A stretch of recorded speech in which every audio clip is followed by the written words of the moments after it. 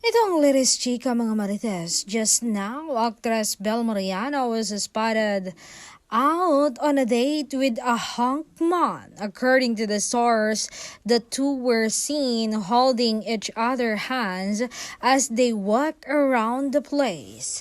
And kumain sila raw sa isang simpleng resto kung saan naghahain ng masasarap na Filipino food like sisig and sinigang. Naka-face mask daw nga ang dalawa pero halatang halata na ang Don Bell, sina Donnie Pangilinan at Bel Mariano.